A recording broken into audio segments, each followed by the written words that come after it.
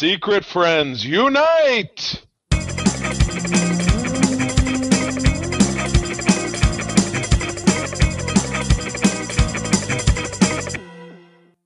Welcome to the Secret Friends Unite podcast, episode 460. This is your guide to the geek side, and I am one of your hosts, Todd. I hate freaking thieves, Oxtra.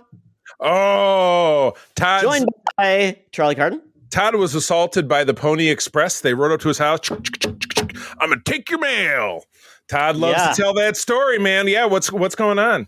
So not porch pirates this time. It was mailbox thieves. Funny story, Charlie. Criminals. Yeah, criminals are dumb. So I had to write checks because I'm the treasurer for our band booster. So I was paying some judges who judged our solo ensemble competition. Paying them off. Yeah, paying them off. Vote for Shakopee. Vote for Shakopee. They're very easily bought off. So they were in the mailbox to go out. The funny part was then I got called by the band directors who the bank contacted them. Someone tried to basically rip off us by putting a 9 in front of the 60 and then wrote for car repairs in the note.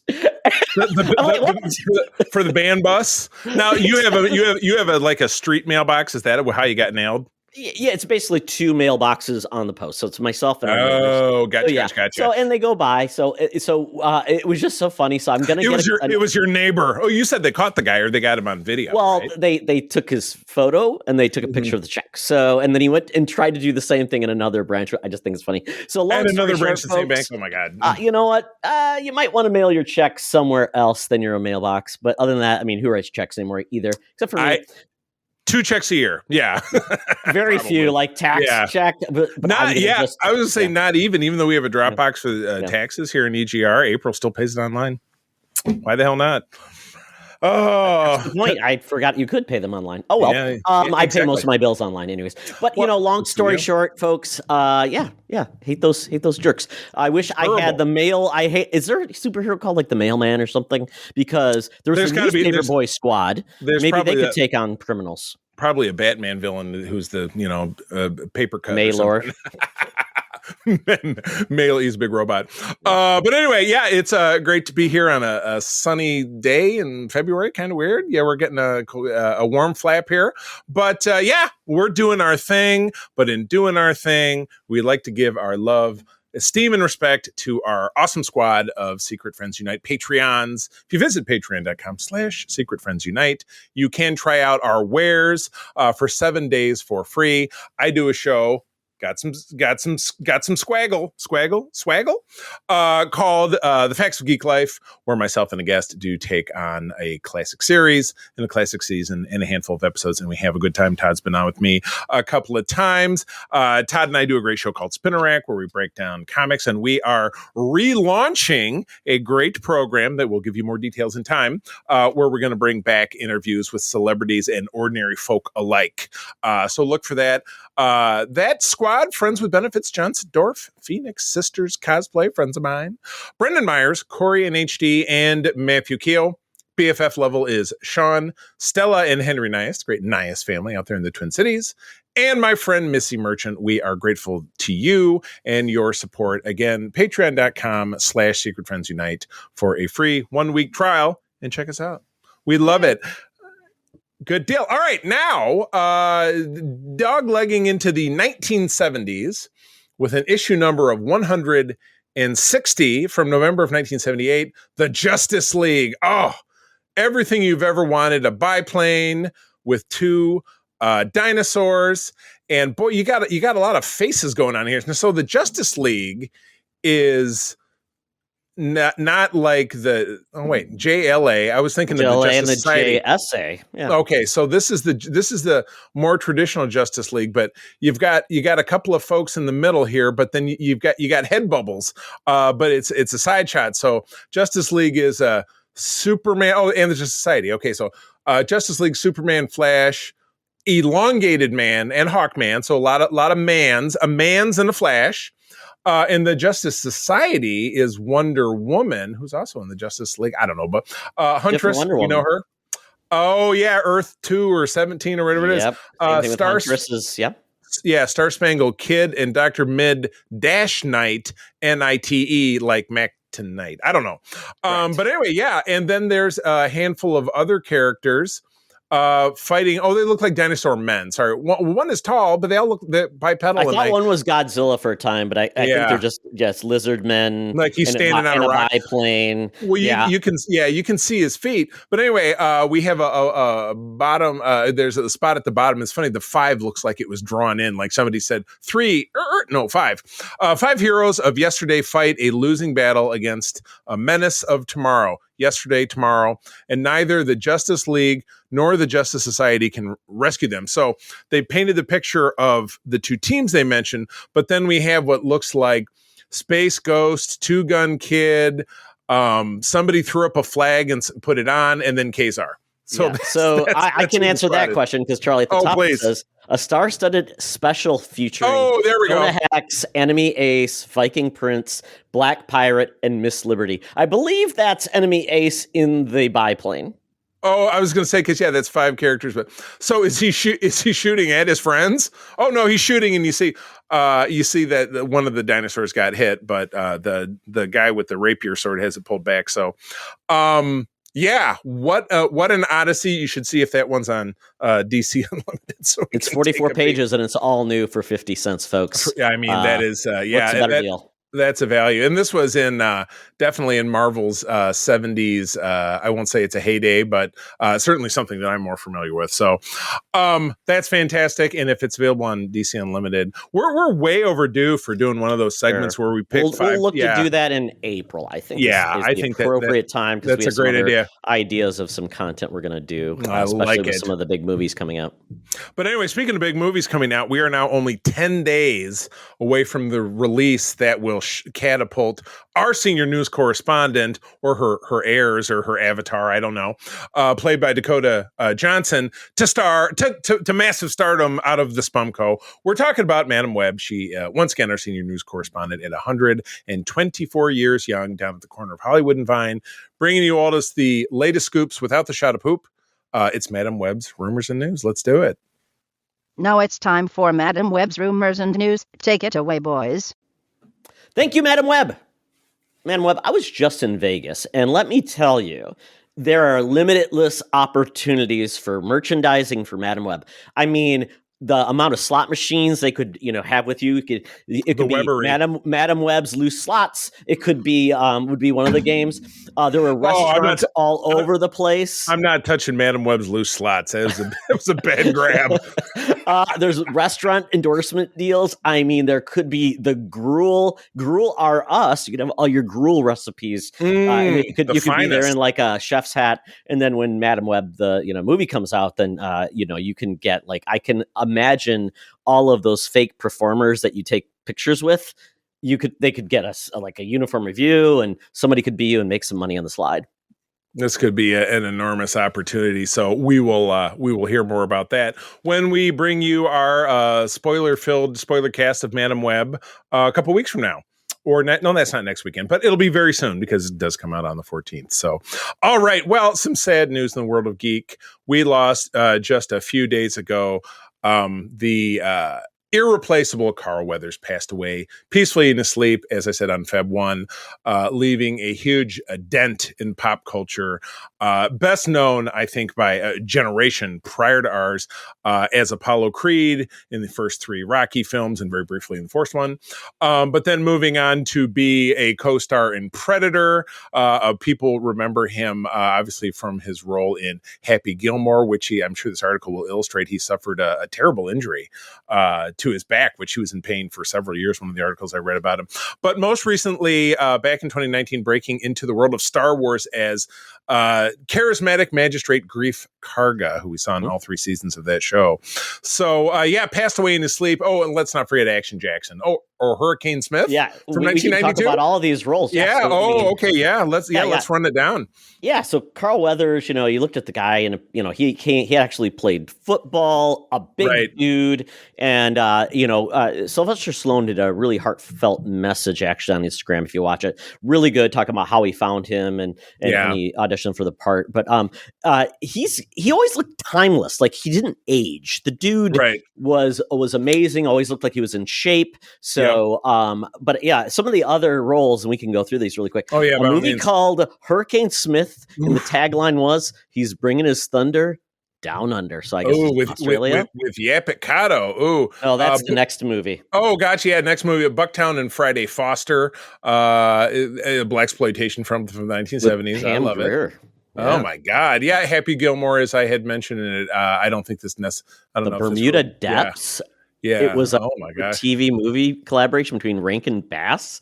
Oh my God. North Reindeer. What? Oh my goodness. I had forgotten about him in Arrested Development because he had a role where he had a lot of screen time with what's his face?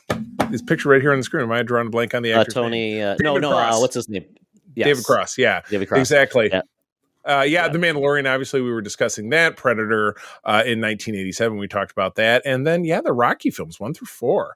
The inspiration, the instrument by which a poor ham and egger boxer named Rocky Balboa fought his way up from the depths to become champion of the world, and kind of the emotional development. I am endeared to those films, even though while the first film was wholly very inspirational, the rest of the films are kind of filled with moments where it's great and moments where you're like, oh, okay. We went pure 80s. Yeah, pure 80s. The rest pure of them. 80s. But yeah, we ended with Action Jackson, which was they said, we never got an Action Jackson 2, like Back in Action or Class Action Lawsuit. And it was set in Detroit, and one of the female protagonists in it was played by a very young Sharon Stone before she was discovered. And I just remember Craig T. Robinson. Maybe Craig T. Is it Robinson? The coach. What's his name? Craig T. Nelson. Craig T. Nelson. Robinson is somebody else. One thing, if there's a single solitary line from that movie that stands out, is that Action Jackson is leaving the location of wherever Sharon Stone's character is, and she says, "Oh, are you going downtown? I could use a lift." And as someone who lived in Detroit in the 1980s, nobody was looking for a lift downtown unless you wanted to get murdered. So it's not Chicago, which is probably likely to get murdered down there too. So never mind. But anyway, that just cracked me up, kind of treating Detroit like a normal city. People don't spend time downtown in the 80s. It was how far in the suburbs can I get? And RoboCop are the two, classic places for Detroit. One line though from Action Jackson, I like this, says, Cab says, "You almost tore that boy's arm off." And he says, "So he had a spare." Oh, hello. Yeah. So anyway, our most our heartfelt support and love go out to the family of Carl Weathers. Your presence will be missed in cinema and television of all kind. Thank you for the memories. So anyway, what do we got up next? So we have a Supergirl. So we heard there was like 3 super women up for the role.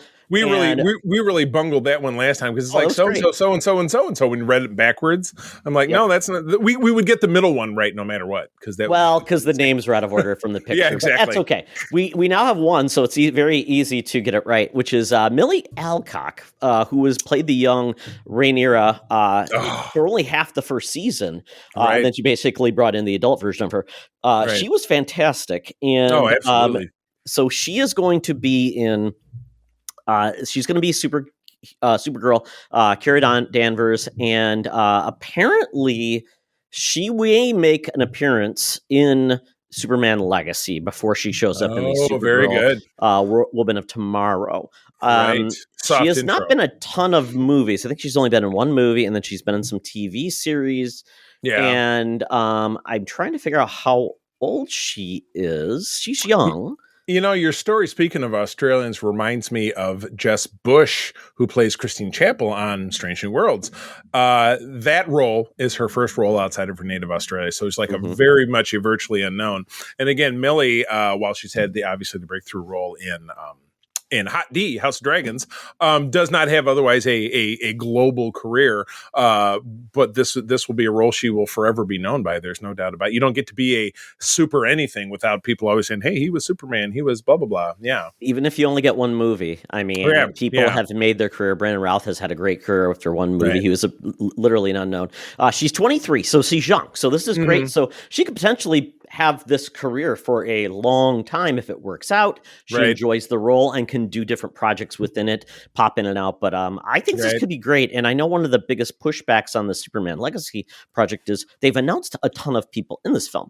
Mhm. But I think it will work because this is a Superman who has been doing his job for a long time. This is a world where Right. superheroes exist. So I expect a lot of cameos, a lot Yep. of one-offs where they're not necessarily a big part of the film, but they're just like, this is the world of DC that we live in now. And this Yeah. is where you're at, which we Yeah. haven't gotten before. Usually it's like the origin. And then it's like, Well- this hero pops up and then there aren't any other heroes. Right.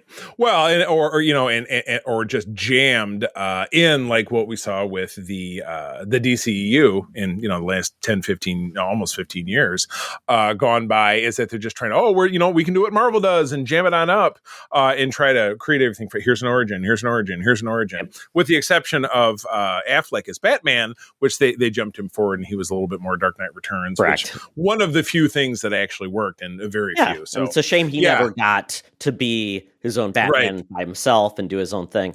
But if the only person we know that's really successfully like launched a movie with a lot of characters is James Gunn with Guardians of the Galaxy. I mean, how many characters were in that film? And they also did it with the second, I would say, really the only Suicide Squad I recognize, where it's like, here's a billion people and it works. So and the Suicide Squad's great because they're all very disposable. But again, that did like, here's Harley again, and here's we shut off Peacemaker from that, and that was such a fun show. It's somebody totally different.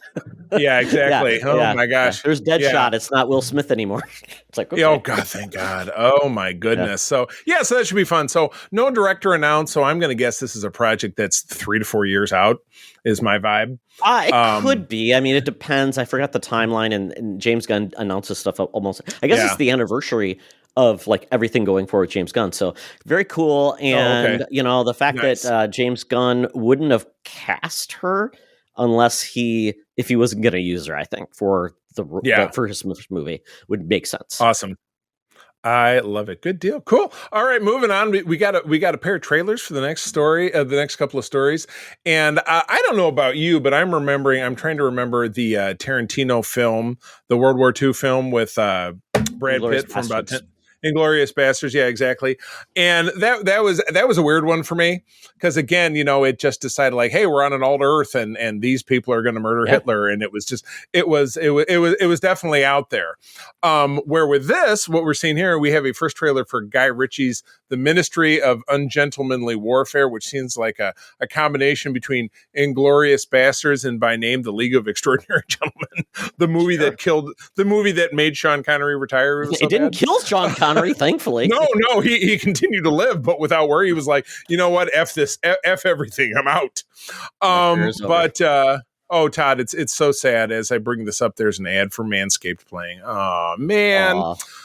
Things that could have been. But anyway, Guy Ritchie, obviously he's been an auteur, has been making films for many, many years, but I know his films, but I'm trying to picture a time I've sat down and really knocked one out. So what are like 5 films I would know him from? I know the Lock, Stock, and Two Barrels, right? That's one that correct Snatch. Then you've got The Gentleman, which just came out, which I really liked. The Gentleman. And I'm trying to think of like other ones that have been bigger success. Some good, some bad. I'm just drawing a blank. But anyway, this film seems to be very much in the vein of The Inglourious Bastards. But it has to do, it's a World War II drama based upon I love things based upon a true story, which can mean almost nothing.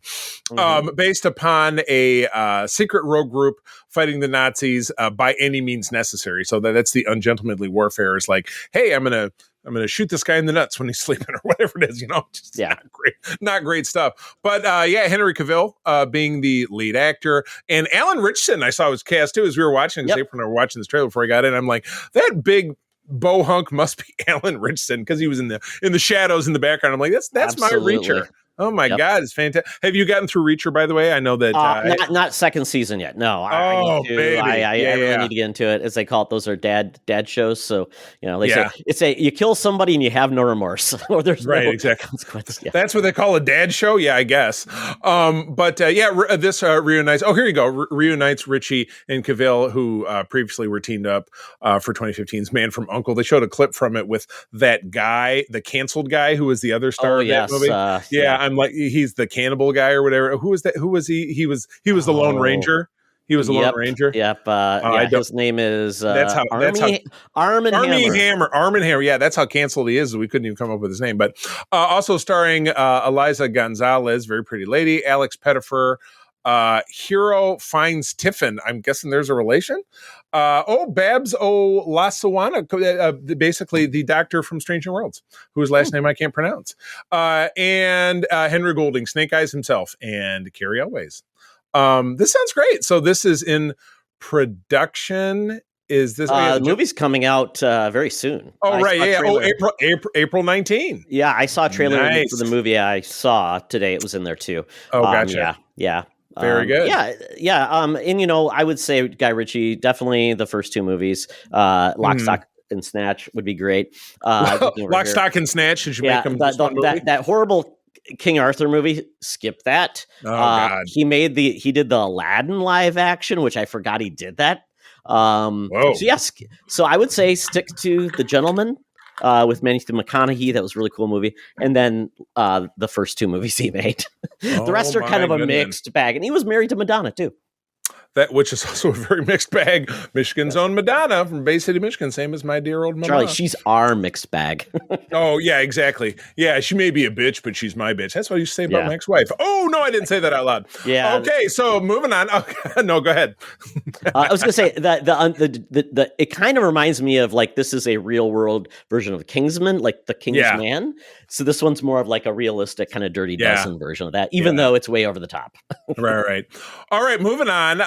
This headline says it all. The trailer is here to remind you to stick to Candyland, kids. I don't know. Somebody could get killed in Candyland. Take a plastic piece of your eyeball or something like that. It's still dangerous. You could still. It's like in The Simpsons where they're hitting each other with pieces of the Hot Wheels track. Ow! You hit me with a pin.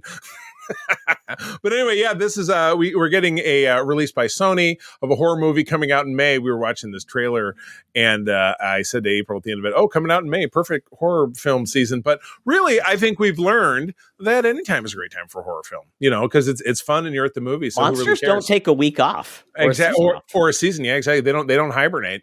My wife dabbles in reading tarot cards from time to time. We've got a couple of friends who do that professionally.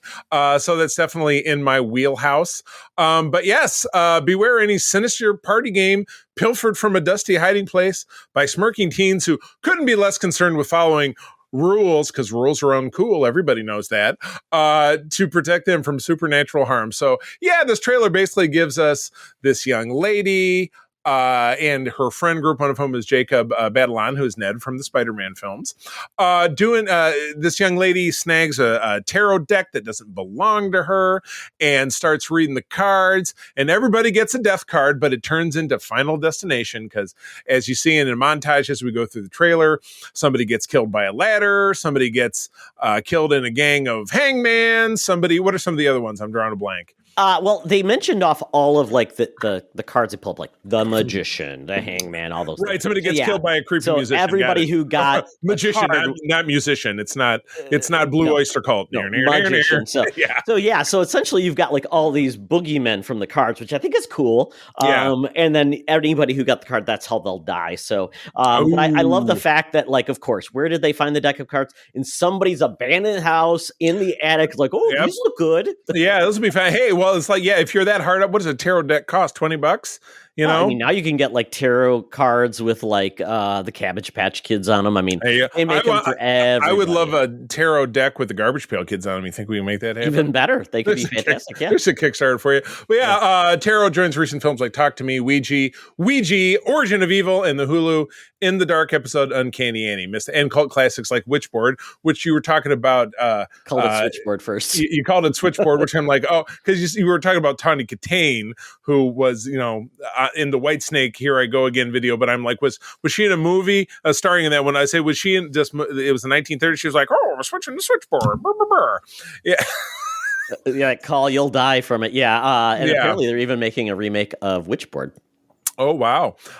We did. Yeah. You never know what might awaken in upcoming scenarios, such as Captain Howdy from The Exorcist or a fresh update on the Magic 8-Ball movie, which is apparently a real thing. So anyway, this looks like some silly fare that we will no doubt see because we enjoy that kind of stuff. Probably costs like $12 million. It's going to make a lot of money, which is like $30 million. So it'll be happy. And then it'll be Franchiseville. This will be nonetheless. This will be in the summer movie wager for sure. Oh my God! Well, it will fall in the time frame. Boy, that's going to be a weird summer for us. But I'm determined to get Shizor back. He's been gone from these shores for too long. We'll see. Hopefully you have. Oh, and he made the move with you too, didn't he? So hopefully you know where he's at. You have him displayed somewhere, I hope. Well, no, I mean, he's. Oh, you were, yeah. Yeah, okay. I was already in the house, so he came. Okay, very good. This year, last year. That is good. I would hate to think about the fabulous Shizor not being around. So anyway, all right. Well, finally, back in the 2002. There was a film by Danny Boyle and Alex Garland, written and directed, called 28 Days Later, which starred kind of a pre-fame Cillian Murphy, if I'm not mistaken, as a character named Jim, who, much like Rick Grimes in The Walking Dead, woke up in a hospital and was like, what the hell's going on? And had found out during his 28-day coma, or whatever it is, if I'm remembering the plot correctly, just kind of skimming this, that the world had turned to shit and there were zombies everywhere. And that movie, I think that movie also had, was it, what's his butt? The guy who was he's the dad of the bad guy in the, one of the Star Wars movies. Older guy. He was Mad Eye Moody. Mad Eye Moody was another character in that movie. Yes. Yeah. So yeah, there was that. And then they spun it forward to 28 weeks later in 2007. And for some reason, my brain wanted to tell me that Sandy Bullock was in that movie, but she did a 28 days. No, that was when she was in rehab. 28. Well, wasn't it 28 something? It was just 28 days. 28 days, I think. Yes. Oh my God. Well, I would love to see her rehab was a lot easier than theirs. I was going to say that would be to me, that'd be a great combination, but yeah, now we're getting one that is 28 years later. So I'm assuming, and a sequel to it. So so apparently we're going to get 28 months later than 28 years. So, oh, gotcha. Yeah. Very exciting. So that's cool. I mean, that, they tackled elements of that in various flash forwards and cut scenes and whatever it is in the Walking Dead franchise as a whole, because there was the World Beyond, which was set, I think, a decade after everything had, or after, maybe it was 20 years afterwards. And you really got to explore the, kind of fascist government that took over the North America, essentially. And that's one I think April and I were actually going to potentially break down at some point over on the Facts Geek Life, but we shall see. But yeah, I dig this stuff. I love zombies. I love post-apocalyptic stuff, and the ever-present reminder that the real enemy is not the monsters but the people, because the people are monsters. And for me, it's a trope that doesn't get old. That's what I think. Well, and Danny Boyle is a really great director. He did Train Spotting. Then he's done some lighter fare. And it's lighter fare and Train Spotting. Right. Well, I think he did like the movie with Dev Patel, where he was on the quiz show. God, I can't remember the name of the movie. I know the one. Yeah, it was an Oscar nominee. But yeah, he's done great things, and he's going to come back. Cillian Murphy's going to be executive producer on this. Is great. I never saw 28 weeks later, so I probably need to see that. I love the first film. So this is kind of cool to see where they're at in the future. Very cool. Right. I'm excited. And exactly. Quality horror films are always good to have. You better believe it. So yeah, this one, another Witchboard. Oh, wait, and another Witchboard. But yeah, there will always be a market for it. But anyway, that does take us out of the news. So it's time before we get to the old Geek Easy. When I've got to get out that Fuber app. It might take a little bit of time to get that feeble Uber down here in this neighborhood. But while we wait, and you wait, why don't you check out this sweet advertisement? Hey, Secret Friends Unite, let me tell you about Zencastr. We use them for our show, and now they're supporting us. Zencastr is now the all-in-one solution making podcasting easy. It's the ultimate web-based podcasting solution. Provides high-quality audio and video podcast production and hosting. With a full suite of professional tools, podcasters can seamlessly record, produce, and publish studio-quality content, all from one dashboard. Being a creator has never been easier.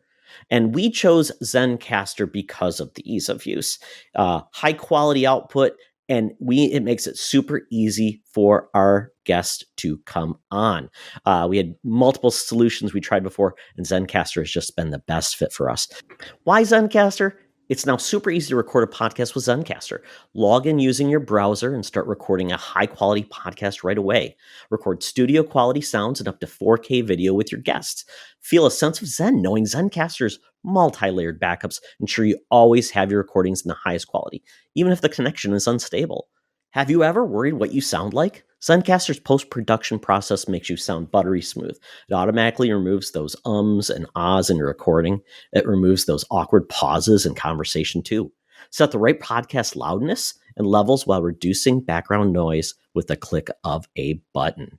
So if you're interested in making an easy, high-quality podcast just with the click of a browser button, go to zencastr.com/SFU and use our code SFU. You'll get 30% off your first month of any Zencastr paid plan. I want you to have the same easy experience I do for all my podcasting and content needs. It's time to share your story. Now back to the show. Talk nerdy to me. Talk nerdy to me. We're sitting in the Geek Easy, cover band's playing, drinks are poured, and we are ready to get our nerd on. So last week I was in Vegas with some friends. Charlie was going to go along with us, and things happened. So things happened, but college friends was a great time. But didn't lose a lot of money, which is great. I bet on the Lions though. Bad idea. They lost the first game, of course, that then meant they weren't going to win the Super Bowl. So I ended up losing 2 bets, but it was fun. We had a good time. I will tell you, Charlie, about a story later about someone we met, which is pretty funny. But one of the things I did and what I wanted to do when I went to Vegas was the Sphere. I don't know if anybody's seen the pictures of it, Charlie. It's a sphere. Well, it's not a complete sphere because it's got a bottom. It's flat. No, it floats in the air. It's like it is cool as hell. It was $2.3 billion to create. It's essentially a concert / movie place. And it's got all these micro LEDs on the outside. So that's what they can do, make it do anything. Like design it. They had Tetris blocks falling. They had emoji faces. It's amazing. And from my hotel, I stayed at the Planet Hollywood. You could see it. It was really cool. It's neat. It's really cool. Inside, it's this really cool experience where before the show starts, they have robots who are AI. They'll talk with you. It's pretty much they would answer your questions. I don't know how I feel about that. then it turns right into kill all humans. Exactly. So they had a body scanner you could do if you want. And it was very neat. And I like the fact that they had that's how they're getting that 5G out of you, and they're going to put the chip in you. Oh wait, exactly. Sorry. I turned on Fox News. I'm sorry. It gave you something to do in between shows. So once again, there are residence acts in place, like U2 is there currently. On the times they're not performing, they do basically you would see a movie called Postcards from the Earth. Darren Aronofsky directed this film. It's like an hour long, and it's a really cool theater experience where there's seats on the back wall and it kind of curves around. And it's very steep, though. I don't know what it would be like to see a concert, because if you try to dance, you might fall forward and you're dead. So don't do that. Apparently Harry Styles is rumored to be next at the Sphere. I thought you said he's rumored to be trapped under the Sphere. Oh no, let him out. He could be. And that's what normally you would see. So we're sitting in the theater, and it first starts off with just the screen coming out. It's not very big. It's on the wall. I'm like, oh, I expected something different. And it's this story. I don't want to give too much away because it's definitely part of the thing. It's essentially a science fiction film, but leaning heavily into people leaving Earth and as they're like sleeping and traversing, are basically given memories of the Earth they left behind, and that's where it really opens up. And once you're doing it, basically then the screen opens up as they leave the Earth and it pops, and it's the whole theater then becomes the movie screen. And it's amazing. You're looking behind, so it's like the old school like IMAX, like they'd have it like the Chicago Museum of Think Industry. of like a planetarium is probably the better way to think about it, because it's all immersive. No, I just remembered, and it was years ago before IMAX became like a movie theater kind of thing. At the Field Museum in Chicago, or maybe it was a Museum of Science and Industry, they would have that, almost 360 or 300 degree that the pictures all around you kind of thing. Yeah, that's wild. It's crazy. It's got like I don't know if you call it 4D kind of like thing, because the seats really do rumble. The sound is immaculate. D-box. Yeah. Kind of. And then it's got like wind blowing as well. No water. So you didn't get it's feel around, like the old bit from Kentucky Fried Movie. Guy comes behind you and here, let me give you a cigarette. Gives you like, No, but I thought it was really cool. I mean, not cheap by any means. So I mean, that's part of the thing. It's just you pay to get in, and then you can experience all these things. You pay to get in, and you're buying more stuff. No, it's all in. Your tickets are all in. You could even buy food, wine, beer, whatever you want, and then watch the film. Wouldn't recommend filling up your bladder and then needing to leave, because once again it's tight. So then you're like, excuse me, I can't get out. I'm in space. We were about to kill the person in front of us, though. This woman is sitting there filming the whole damn thing on her phone. I'm like, what are you even doing? What is the point? It's not. You should have just reached up and slapped it out of her hand. Should have done it. Should have thrown down. So annoying. I mean, even tell people. So I took pictures of just the what it looked like before it started. Then my phone was away. So are dumb. People in normal theaters with phones on. That's the thing with kids, I know. So it's like, give me a friggin' break. I don't. Like, are you going to show somebody seriously? This is what it's like. I'm like on this strong of a screen, and it's like, you can't. It's like you can't be there. It's like showing somebody a roller coaster ride, and like, wasn't it awesome? Like, not really, because I'm not on it. Mirrored of an expression I heard in the show I'll talk about here, a backwood simpleton. That's who was in front of you, a backwood simpleton. Pretty much, yeah. And her boyfriend or next to her, I'm like, that's why you didn't. We basically, we don't need it. So if you're in Vegas and you want a cool experience, obviously a concert would be amazing. But the movie is they do several shows a day. You do have to buy your tickets in advance because they sold out. And that's awesome. Cool. Good deal. All right. What else? We were talking about this yesterday because you went to go see this, and April and I were thinking about going. I'm like, oh, we should go. And she was like, what movie is that? I said, is that that's the movie with the cat, right? Because the cat is all over the marketing, and that's the one. But yeah, you had some thoughts about this film that might turn my attention from going to see it. Yeah, so the movie I saw was Argyle. It's Matthew Vaughn. He's done multiple movies. He's done Wanted, The Kingsman, The King's Man, The King's Woman. He also did X-Men's First Class. So he's got a repertoire of type of movies he makes. I always love what he does with like visuals, and just really is really cool to see what he's gonna do, and he gets the most from his actors. They're always engaged. You always feel like they're having a hell of a good time. So Argyle is a weird one because it does feel like the concept is pretty simple. This author, Dallas Brace Howard, is essentially this author. She writes this spy series called Argyle. Agent Argyle's the lead character, the man of socks. She's written 4 books, and then she's getting ready to write her 5th. So she's kind of a quiet woman, doesn't do much, hangs out with her cat. You see the cat in all of the commercials. And the thrust of this movie is you find out, though, that the books she's writing are actually essentially she can almost tell the future of what spy organizations are going to do plot-wise. So they essentially, a secret organization is trying to kill her, and then we get essentially a spy who tries to save her, played by Sam Rockwell. That's right. Yeah. No, I remember from the trailer. And lots of good fight scenes in this movie, but it's kind of that trope of, it's got a lot of those spy tropes. So I don't think it brought a lot new to the table. And while I like Dallas Bryce Howard a lot in this movie, I will say certain things pulled me out with the actress. and I don't want to give away why. So, I mean, I think I didn't have a bad time. It was just like kind of just, I've seen better by him, and a lot of things felt like I've seen them before. So there is a surprise, as they talk about in the trailer, who the real Agent Argyle is. That's just in the trailer. And it's revealed, me. And welcome. I will give it away. I will not give it away. But I will say it's not Taylor Swift, because that was like a rumor. It's Taylor Swift, and she wrote the book. I was going to say, I mean, she is taking over the world. She is very clearly at the behest of scaring everyone that she's going to make Joe Biden president again. So I don't know. Or maybe she'll just decide to take the throne for herself. I mean, we could do worse. We have done worse.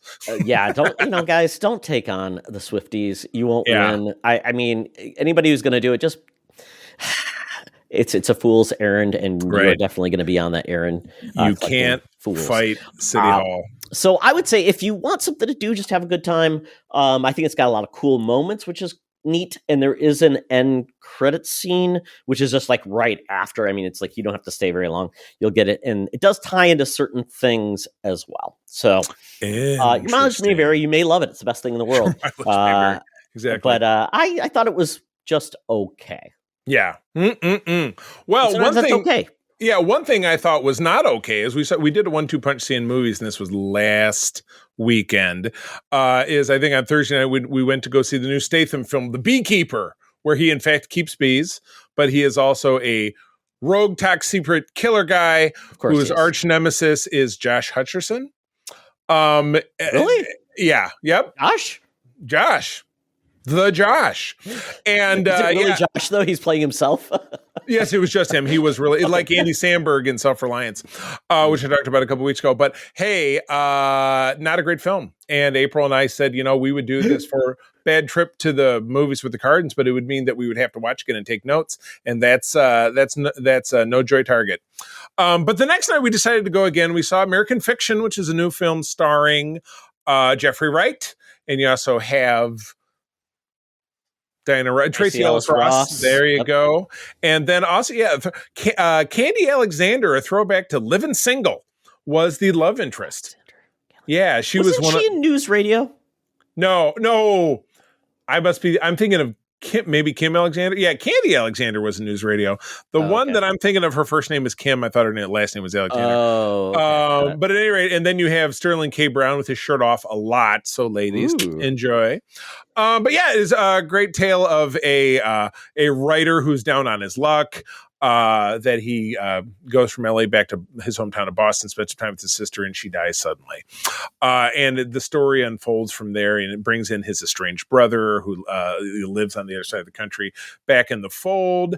And, their mother gets sick. And so it's very much not a genre film, but really an excellent piece about the complexities of family. We all have them. Okay. I wasn't sure. I saw like the poster, and I'm like, I don't even know what this movie is about, and I can't tell from the poster. I'm not getting. And it was what he essentially does is write he sits in on an author who has written a very stereotypical view of life in the ghetto. Yet she's a privileged person of color who is kind of a coastal elite, and so he does the opposite as yet another coastal elite trying to lower himself to the level of writing a thuggy book, which he calls it a couple of different things, but he settles on the name F blank blank K as the name of the book.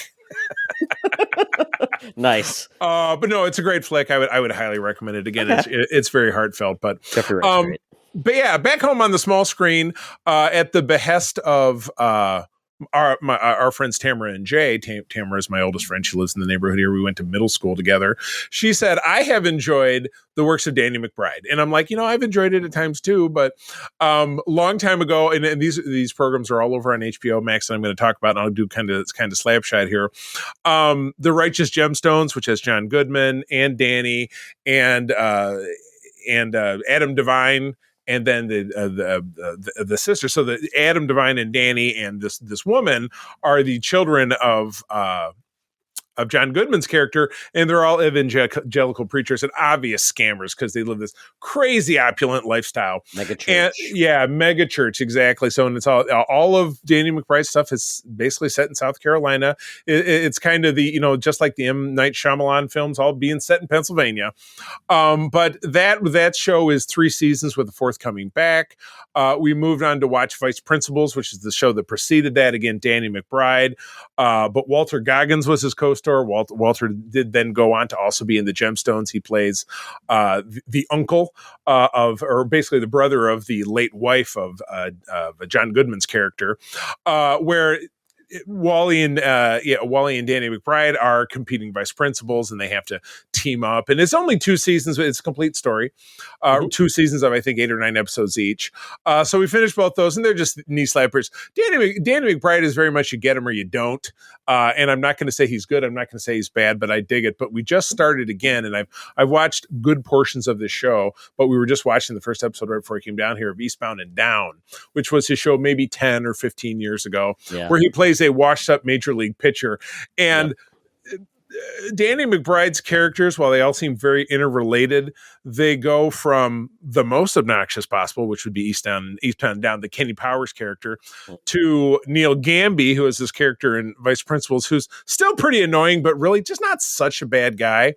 To the Gemstones character I can't remember that character's first name, who is he's a crook, but there's humanizing parts to him that you can he's a crook with heart. Yeah, so we kind of go, it's kind of a roller coaster. So you're at the bottom in Eastbound and Down, you're at the top in Vice Principals, and then you're back down again in the Gemstones. So that means whatever product he goes to make again, he'll be a great guy again. But yeah, he's just, it's very Kentucky Fried humor.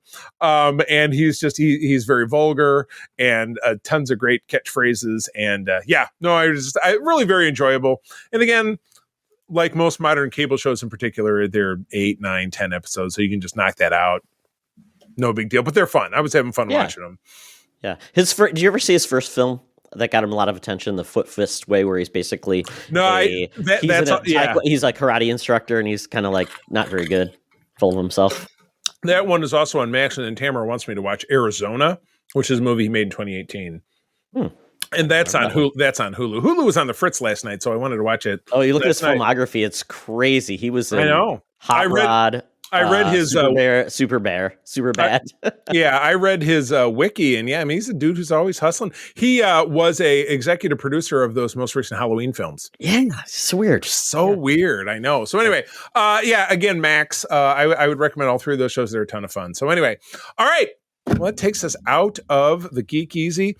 I'm skipping out on this check yet again. I can't believe that they let us in here. But I got to get out that Air Qantas app to get us down to the land down under. Hologram Tina and the mutants await for a dance through box office history. Let's go. Welcome to another edition of Thunderdome! Thank you, Tina. We're sitting in the Thunderdome, where the mutants have been gathered for a topic or a game to be entertained. And this week, it's not filler, but it's infotainment. Yes, philotainment. Yeah, so we did this previously where we looked back at the box office of years ending in 3. So we did 1973 every decade with ended in 3.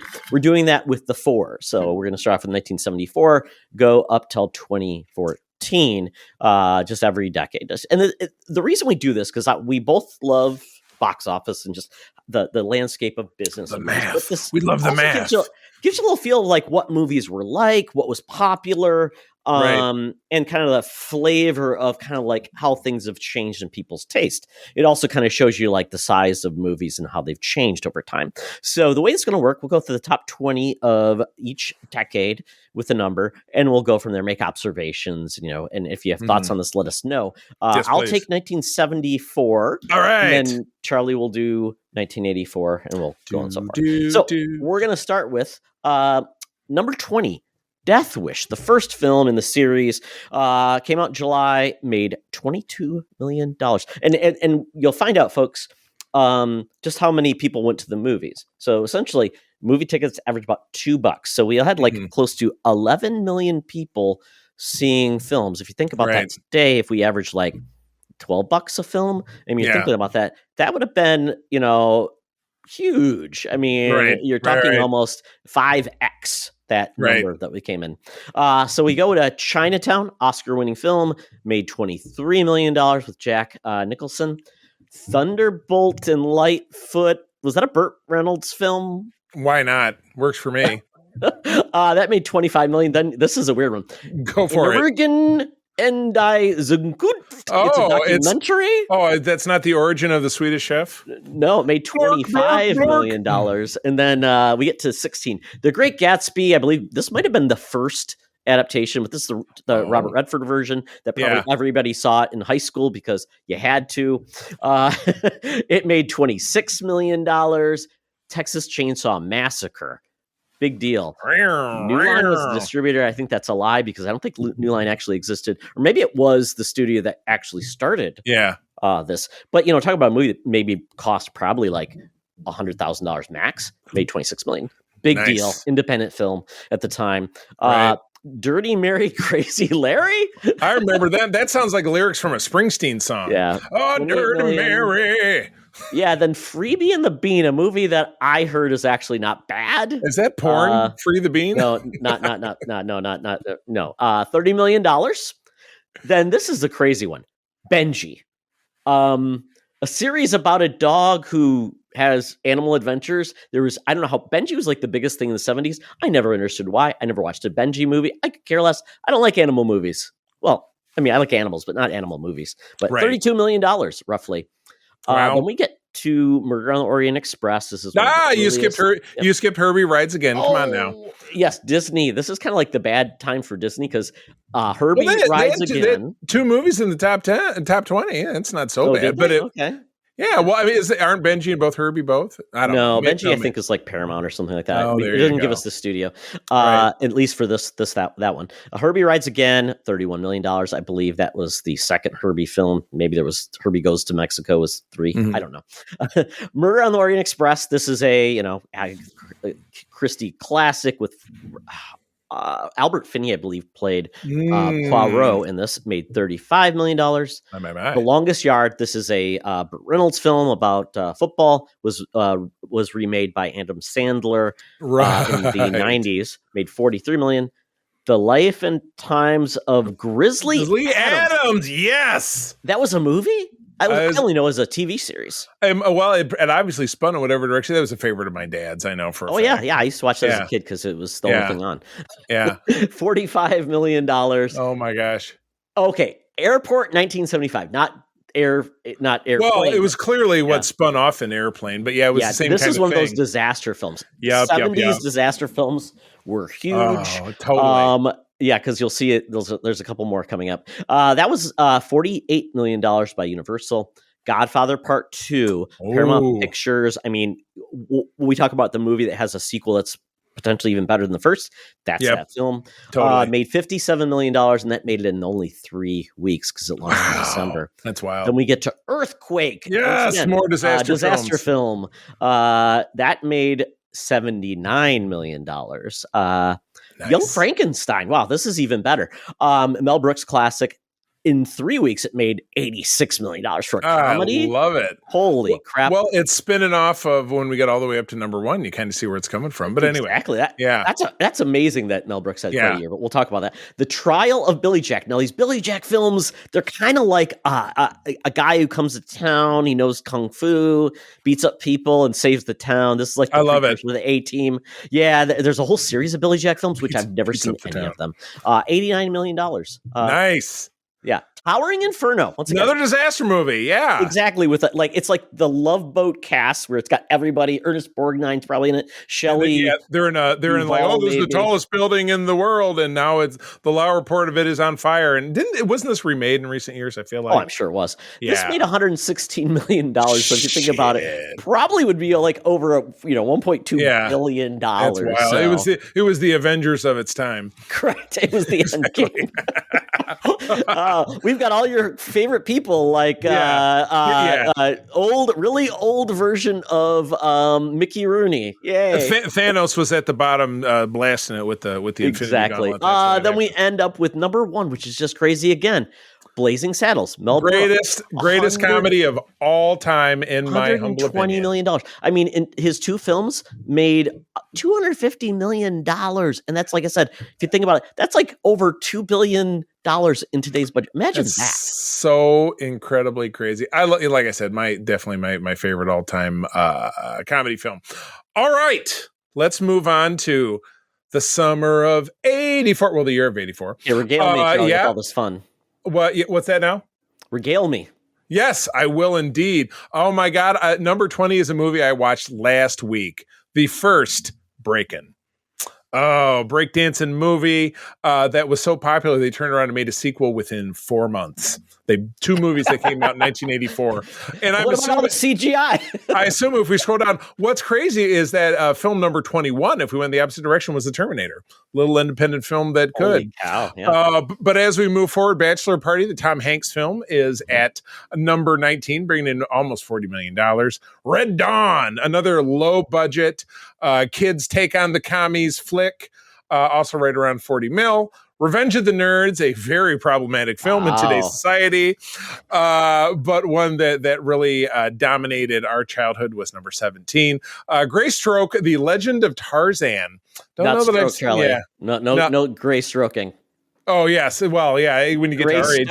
Gray Stroke is another film you could get at the Blockbuster. Yeah, I was going to say, when you get to be our age, it is Gray Stroke. The Natural, that'd be with Robert Redford, and is a baseball film, if I'm not mistaken. Mm-hmm. Netted almost $48 million. Tightrope, don't know that one. Ring a bell? Clint Eastwood, I believe he played hitman. My goodness.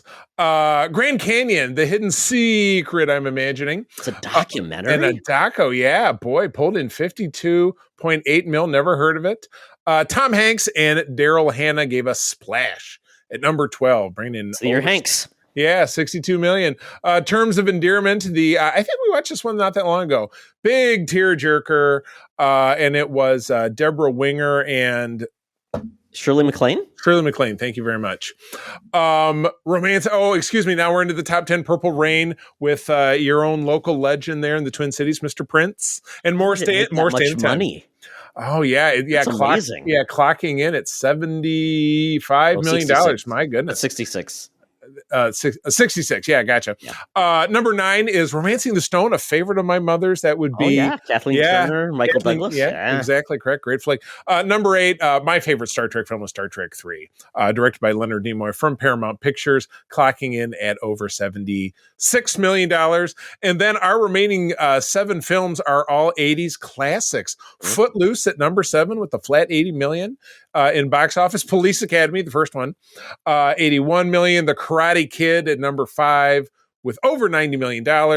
Beverly Hills Cop, some would say the apex of Eddie Murphy's power, in my opinion, at least for people of our generation, or at least his first real breakout, was a blockbuster film over $100 million, that's when that term really started to come into play, was in the 80s. Gremlins, a great Christmas classic, at least it's on our Christmas list, up to almost $150 million that year, my God. The sequel, which was a prequel to Raiders of the Lost Ark, Indiana Jones and the Temple of Doom, Todd's favorite Indiana Jones movie, at number 2 with almost $180 million. And the number 1 film, about to get a sequel here in the next couple of months, Ghostbusters. Bringing in $220 million. So by over $40 million to trounce Indiana Jones, which is just seems crazy to me because it was an unknown IP. Horror. Yeah, exactly. New thing. Yeah, so we're talking like now we're at about $375 a ticket. So we went from looks that way. $375, so like double the in the 10 cost. years. And tickets, we're only at $65 for the top film. Yeah, we'll see where that goes as we pole vault into the 90s. The 90s. And Todd, you're giving away number 20 because it's right next to your head. She give you a smooch. Mwah! There we go. Yeah. So this is where I feel like the decade kind of goes back to like where the 70s were. So you almost got like indies became a thing. So so we're gonna go with this. I'll just give a giveaway. Tickets sold actually for the number 1 movie, 73 million tickets for the top movie. So quite honestly, about the same. 10 years later. So I think we kind of got like that normal pattern, But this is the time of like VHS and everything was widely available. So people didn't always have to leave their homes to see a film, but they had to wait a long time before they came. 3 months or longer, 6 months. Exactly. At this point, no, I mean, at this point, 94, they were almost like a year later sometimes. Oh, wow. Yeah. And remember how much they cost to own a collection? Not cheap. $40 probably minimum. Yeah. They were like 80, like a couple years before. Yeah. We'll get into the numbers here. So number 20, yes, right behind me, Pulp Fiction. Huge beginning. Well, not beginning, because we had Reservoir Dogs before that. Yeah, but it put indies, and there was nobody who was not talking about this film in the fall of 1994. Correct. And quite honestly, set the pattern for a lot of movies like this, the edgy, weird storytelling, cool soundtrack films. That made $63 million. So we're seeing these movies at the bottom make more money now. Then we have Wolf. I believe that was the Jack Nicholson repeat on people. He did pee on people, but not in the way that you think. But yeah, that was a stalwart on the MSU movie channel. I've seen that movie 50,000 times. James Spader, I think, 30 years ago. Too. Yep, yeah. Sure did. Oh my God, made 65. We had Dumb and Dumber. The Farrelly brothers were on top of the world. Jim Carrey, $66 million. Stargate, quite honestly, became a franchise, but not as a movie series, but as a TV series, which is a one-off. James Spader, once again, he's in there doing the spadering. $68 million. Spade and neuter your pets. Generations. Woo, so not a great film, but still making some bucks. Correct. So this is right before I met Charlie. So we didn't get to know each other to see William Shatner and Patrick Stewart team ups. That made $71 million. That was the first TNG film. Ace Ventura: Pet Detective. Jim Carrey again. Oh man, $72 million.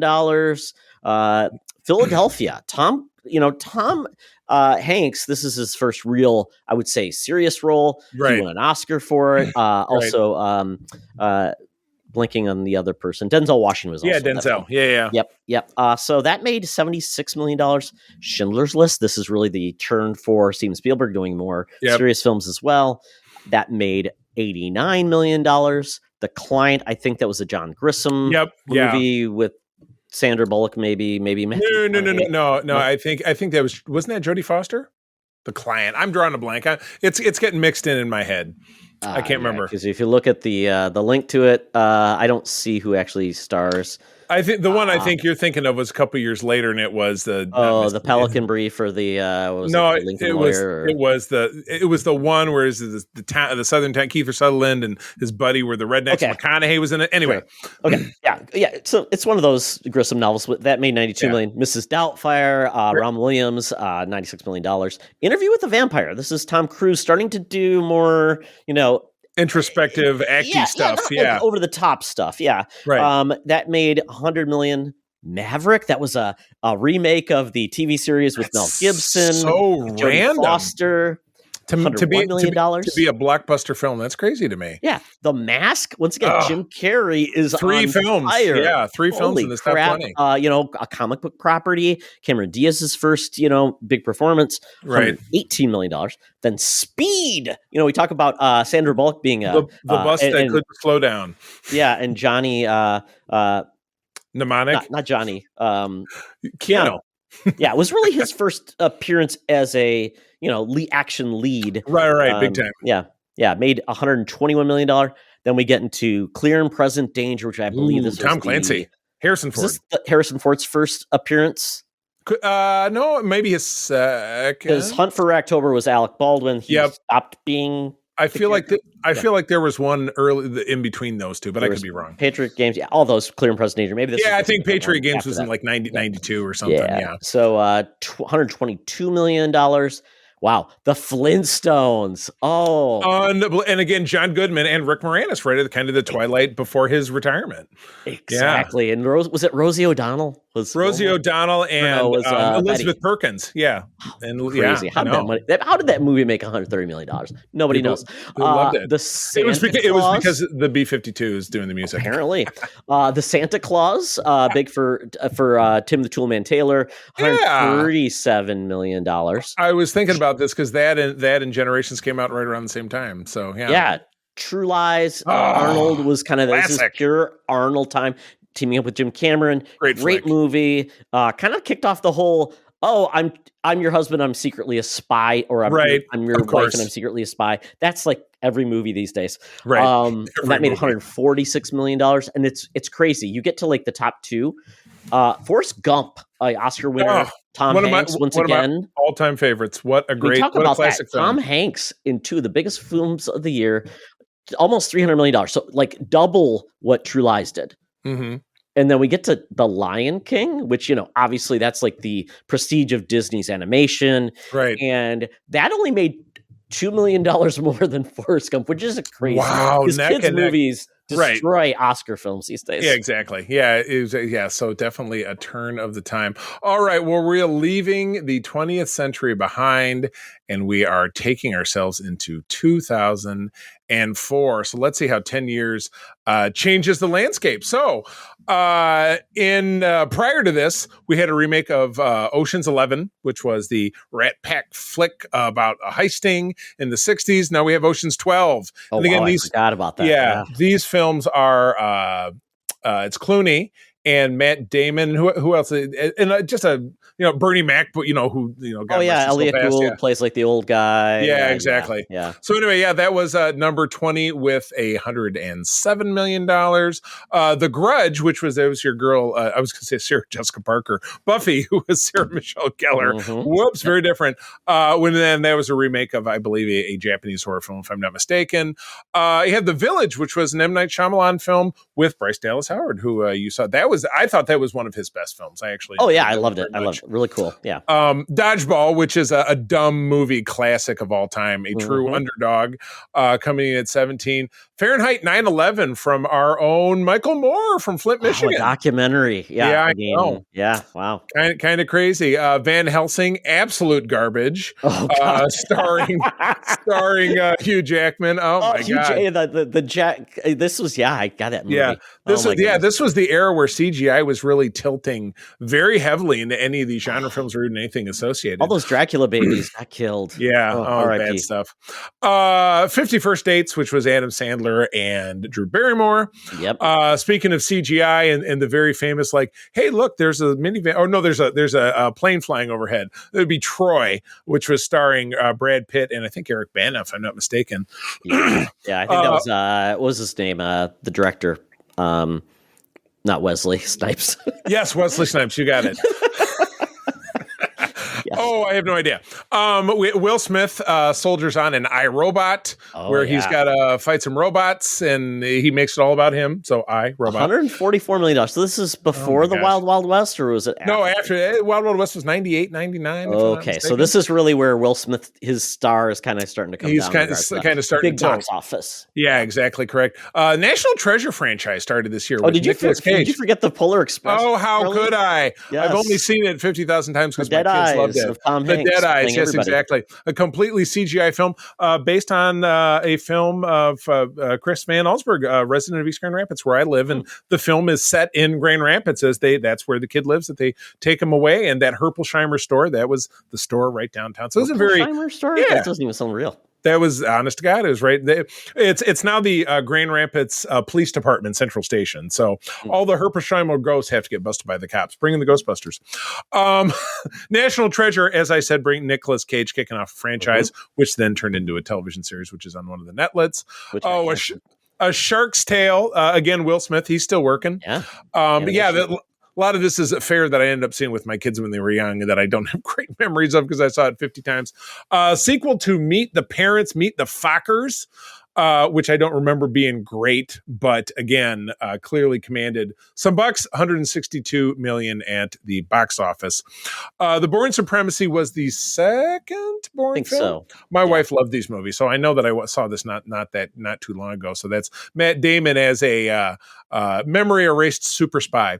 Another disaster film, one of my personal favorites, The Day After Tomorrow, a young Jake Gyllenhaal and Boimler's dad, I would say Dennis Quaid. Yes, Dennis Quaid, not Randy Quaid, starring in that film, and a young Emmy Rossum.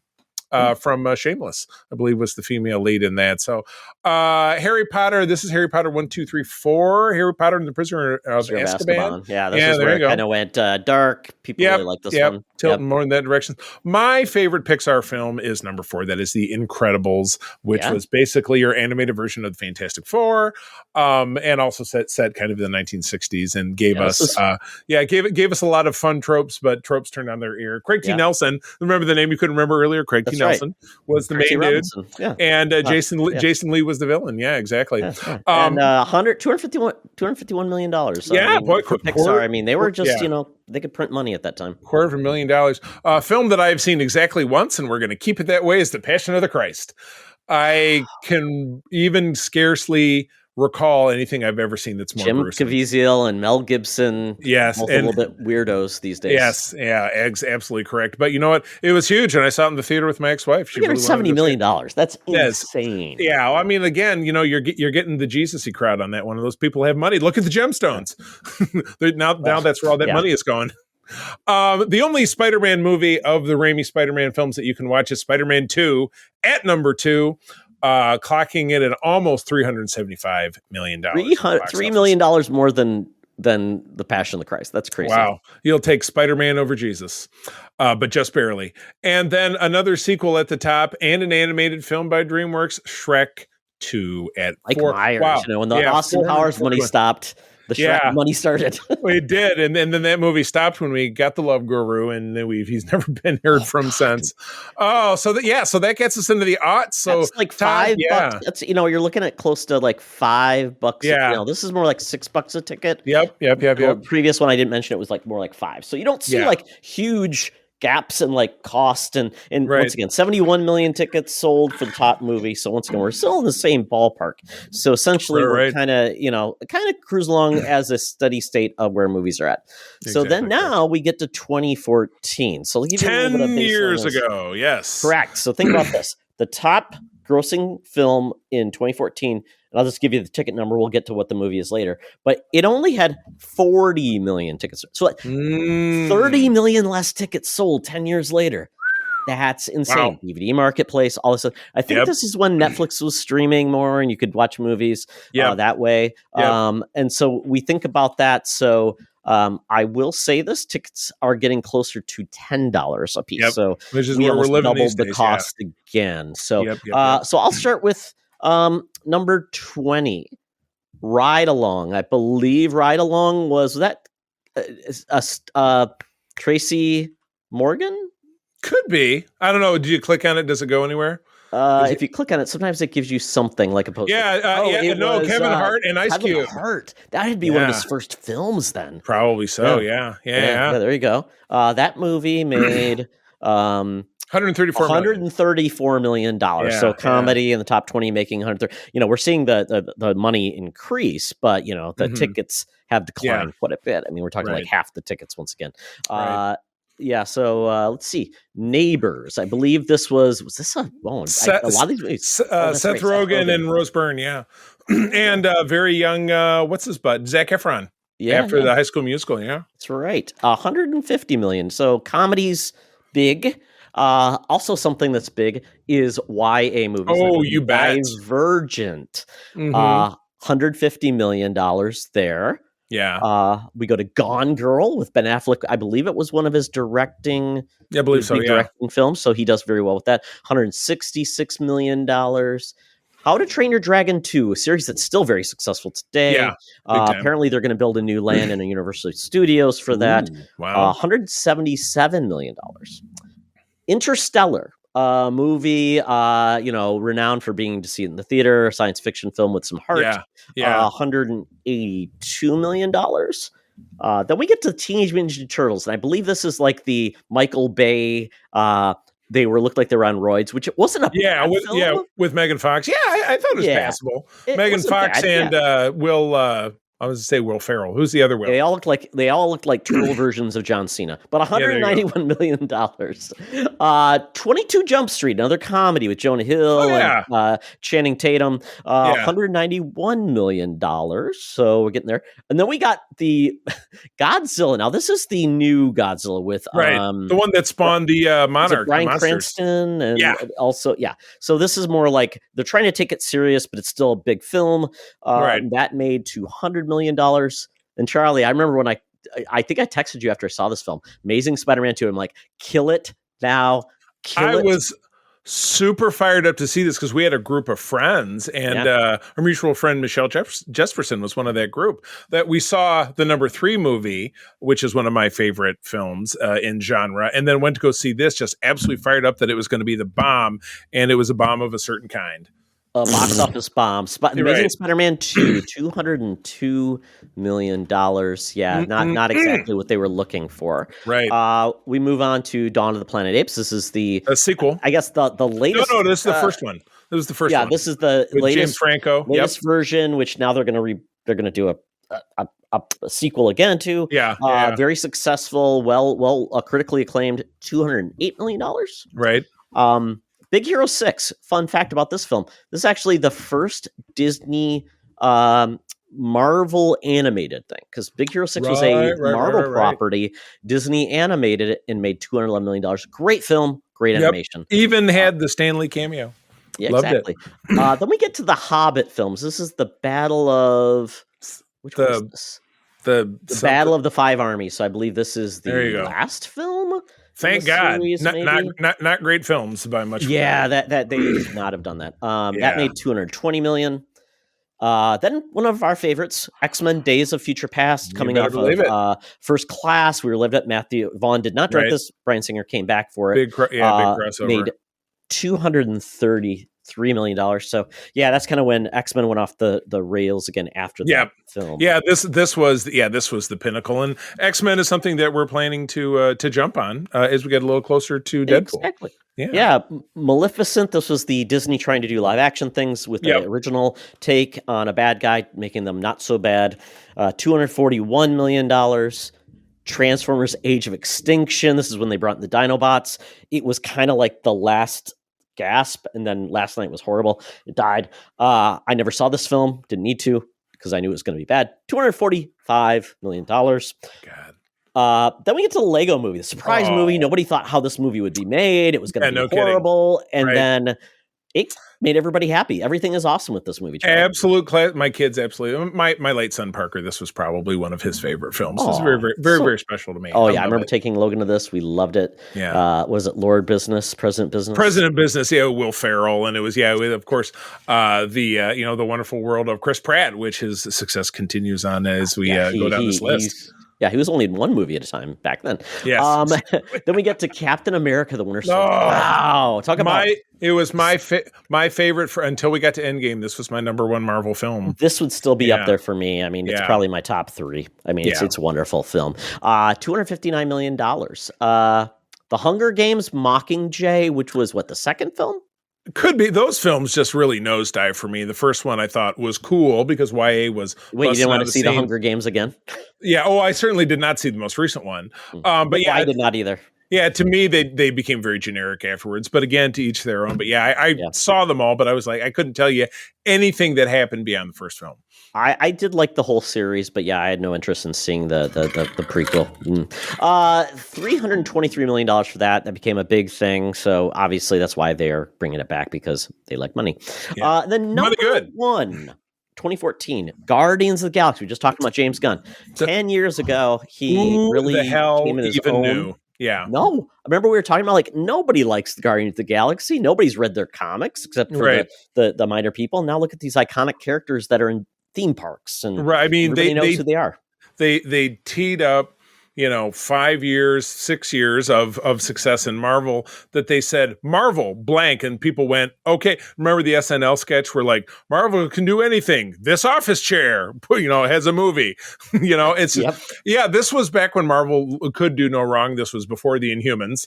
This was before everything after Endgame, which has just all been the TV stuff. And this is when Marvel was all powerful.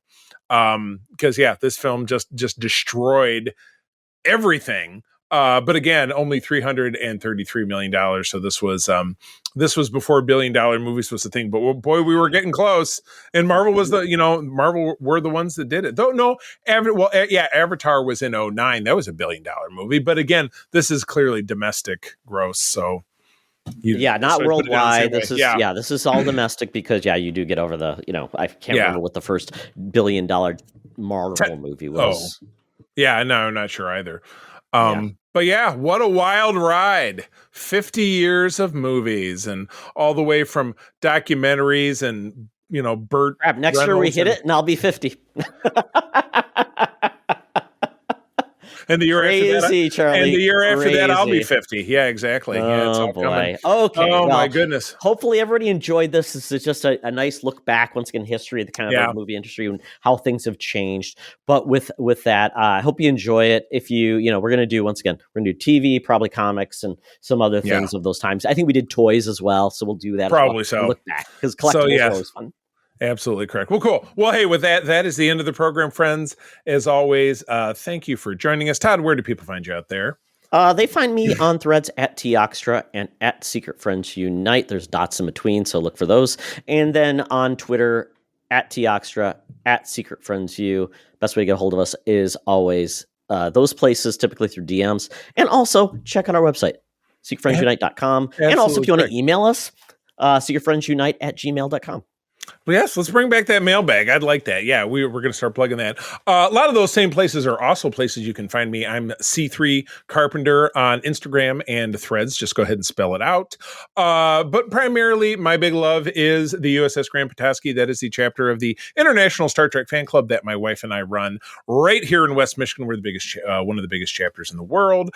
I also have the privilege of being responsible for the 7 chapters that are the part of Region 13 of SFI, which is Michigan and Eastern Canada. If you're a Trekker within the sound of my voice, please visit sfi.org for more information there, ussgrandpetoskey.com or the Region 13 website as well. And I'd be very happy to connect you with Trekkers where you live. So with that, friends, as always, I'm going to thank you for joining us, tell you that sharing is caring, and to keep on trucking. Be the hero, not the villain. In a truck. Old is awesome. Everything is old and awesome. This podcast is part of the Secret Friends Unite podcasting network. Visit secretfriendsunite.com for more great shows, articles, news, reviews, and more. Secret Friends Unite podcasts are available on Apple, Google, Spotify, and other podcast services around the world. If you'd like to be part of the conversation, you can join us on Facebook or our new Discord server, or follow at Secret Friends U on Twitter. Please subscribe to Secret Friends Unite on YouTube and visit our merch store at tpublic.com. Just search Secret Friends Unite. Thanks for listening.